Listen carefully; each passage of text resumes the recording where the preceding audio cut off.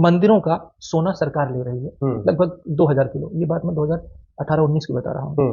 तो मैंने कहा ये तो ठीक नहीं है। मतलब हम आप जैसे बात करते हैं वैसे ही हमसे बोला। तो बोले क्या किया जाए? मैंने कहा एक एप्लीकेशन कोर्ट में डालते हैं, मंदिर सोना आप क्यों ले रहे हो?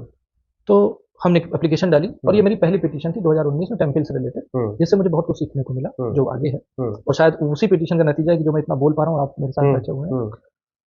वो तो हमने रुकवा लिया कि 2000 किलो सोना मंदिरों का सरकार नहीं ले पाई, वो मंदिरों के पास रहा। लेकिन सरकार का अपना एफिडेविट उसी केस में क्या कहता है, वो चौंक जाएंगे आप।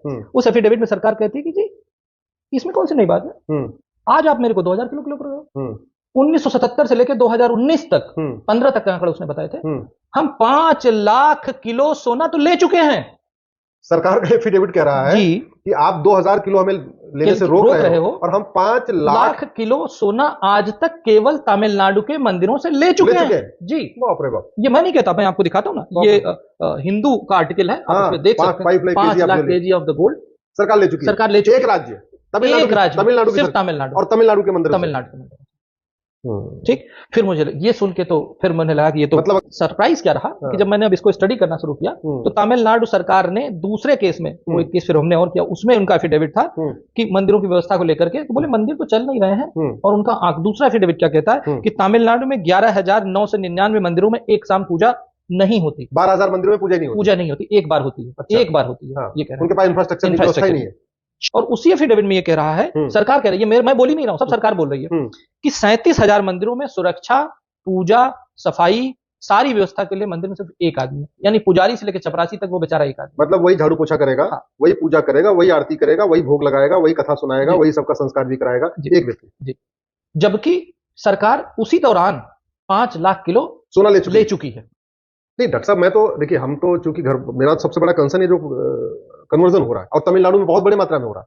मैं ये सोच रहा हूं कि 5 लाख किलो सोना अगर 100 ग्राम सोना बांटे 100 ग्राम सोना बांटे तो 50 लाख लोगों की घर वापसी हो सकती है। अभी तो आपने सिर्फ एक राज्य का सुना है, अभी तो पिटारा बाकी है।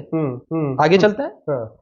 तो जैसा सबको पता है कि भारत में मंदिर को छोड़ करके बाकी सारे रिलीजियस सेंटर हैं वो फ्री हैं, स्वतंत्र हैं। मंदिर आज भी गुलाम है, परतंत्र है। हिंदू धर्म का ये केंद्र माना जाए भारत को, वहां पर एक भी मंदिर आज ऐसा नहीं है जो सरकार के अनुदान से बना हो। एक भी मंदिर सरकार के अनुदान से नहीं बना।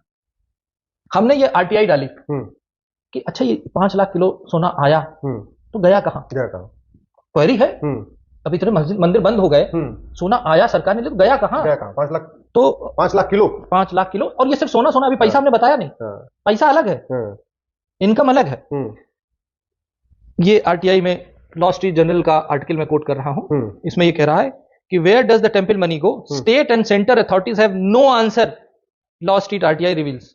तो उनको पता ही नहीं है कि वो कह रहे हैं हमको नहीं पता जी कि 5 लाख किलो सोना आया था, इतना निकला, पर उसका यूटिलाइजेशन कहां हुआ इसके लिए उनके पास आंकड़ा नहीं है कि कहां यूटिलाइज हुआ। जून 2022 मद्रास हाईकोर्ट ऑर्डर, जब हम लोग इस केस में घुसे तो केस में यह हुआ कि जो आप उसमें मूर्तियां देखते हैं वो मूर्तियां गायब करके डुप्लीकेट मूर्तियां वहां रखी हुई हैं।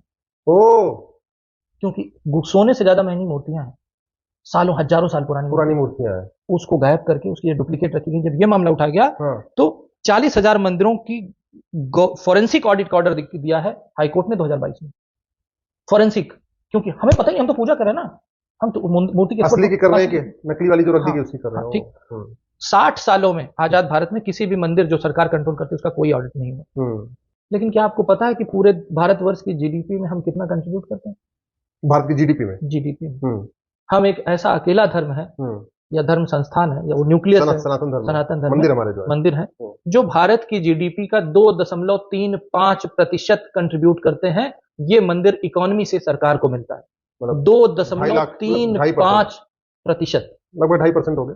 और ये आंकड़ा है जो भारतवर्ष के हेल्थ बजट से ज्यादा है, भारतवर्ष के एजुकेशन बजट से ज्यादा है, जो भारतवर्ष का डिफेंस बजट है लगभग 2.5% का, उससे थोड़ा सा कम। इतना मतलब ये हुआ कि जो वैष्णो देवी पे लोग इतना सब चढ़ावा चढ़ा रहे हैं, या तिरुपति जो इतना चढ़ावा चढ़ा रहे हैं, या सिद्धिविनायक में चढ़ा रहे हैं, या जो बड़े बड़े मंदिर, हमारे बड़े प्रोमिनेंट मंदिर है, तो लोग चढ़ा तो रहे हैं अपने भगवान को, श्रद्धा के, और सरकार उसको ले रही है, वो सरकार के पास जा रहा है। और वो हिंदू धर्म के हित में, हिंदू धर्म के प्रचार प्रसार के लिए खर्च भी नहीं हो रहा है, वो पैसा वहां जाते सेकुलर हो जा रहा है। हाँ, सेकुलर हो जाता है। तभी तो मैंने पूछा यूज कहाँ होता है, तो उनके पास जवाब नहीं था। अब आप लेटेस्ट देखिए राम मंदिर, उसका जो क्वांटम था वो 5,450 करोड़ था, जबकि राम टेम्पल ट्रस्ट ने मना कर दिया था पैसा मत दो। ठीक बात है, मना किया। और एक चीज बता दूं, ये 5,450 करोड़ रुपया जो है, ये उस साल के भारत के डिफेंस बजट से ज्यादा था। तिरुपति बालाजी से हर साल 3,023 करोड़ रुपए सरकार के पास जाता है। वैष्णो देवी से 2,000 करोड़ रुपए हर साल जाता है। अंबाजी से 4,000 करोड़ रुपए जाता है। द्वारकाधीश से 1,200 करोड़ रुपए जाता है। सोमनाथ से लगभग 1,200 करोड़ रुपए जाता है। गोल्डन टेम्पल से 690 करोड़ रुपए जाता है। ये हकीकत है। और जो गोल्ड का जो डोनेशन होता है, ये तो पैसे, जो मैंने पैसे बताए, गोल्ड का डोनेशन जो एवरेज देखा गया है, मैं 2 मंदिरों का बता देता हूं। जो तिरुपति बालाजी में लगभग हर साल 130 किलो सोना डोनेट होता है, और शिरडी के साईं बाबा जो कहे जाते हैं, वहां पे हर साल 380 करोड़ रुपए, 380 किलो सोना डोनेट होता है, और ये सरकार के पास जाता है। और ये जो भी डोनेट हो रहा है, ये हिंदू धर्म के प्रचार प्रसार के काम में कोई नहीं आ रहा है।